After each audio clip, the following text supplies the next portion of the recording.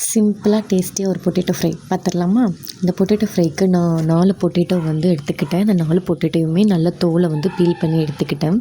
அதுக்கப்புறம் வந்து இந்த 4 பொட்டேட்டோவுமே நல்லா குட்டி குட்டியாக கட் பண்ணிவிட்டு, அதுக்கப்புறம் வந்து ஸ்டவ்வை பற்ற வச்சு, அதுக்கப்புறம் வந்து ஒரு பாத்திரத்தை வச்சுட்டு, அதுக்கப்புறம் லைட்டாக ஆயில் ஊற்றிட்டு, அதுக்கப்புறம் இந்த பீல் பண்ண இந்த பொட்டேட்டோவை போட்டுட்டு, அதுக்கப்புறம் வந்து கொஞ்சம் சால்ட்டு, கொஞ்சம் டர்மரிக் மஞ்சள்தூள் கொஞ்சம் சேர்த்துட்டு, அதுக்கப்புறம் வந்து இதை வந்து நான் ஒரு மூடி போட்டு வேக வைக்க போகிறேன். அதுக்கப்புறம் வந்து சில்லி பவுடரும் கொஞ்சம் சேர்த்துக்க போகிறோம். சில்லி பவுட்ரு வந்து நான் நியர்லி ஒரு ஸ்பூன் கிட்ட தான் சேர்த்துக்கிட்டேன். ஒரு ஸ்பூன் கிட்ட சேர்த்துட்டு, அதுக்கப்புறம் இதை நல்லா வதக்கி விட்டுட்டு, இதை நான் நல்லா மூடி போட்டு வேக வைக்க போகிறேன்.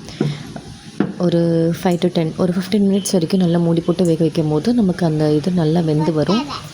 எல்லாத்தையுமே மிக்ஸ் பண்ணிவிட்டு இப்போ ஒரு லெட்டு போட்டு நான் வேக விட போகிறேன். இப்போ பார்த்திங்கன்னா நம்ம பொட்டேட்டோ ஃப்ரை வந்து நல்ல ரெடி ஆயிடுச்சு.